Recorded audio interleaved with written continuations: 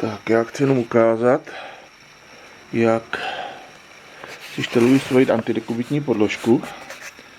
Mám 110 kg a mám to naštelovaný tak, že si to nafouknu na 4.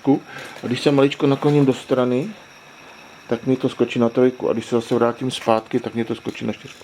A takhle mě to prdlá mezi 3 a 4. Jo, 1 je na slabého člověka 60 kg, 2, 3 nějakých 80, 4, 5, 100, 110, 6 je silný člověk. A pokud si tohleto naštolujete tak při průměrné váze, při průměrné hmotnosti člověka, že to máte na 1 nebo na 6, tak můžete mít do týdnu krásného dekubita.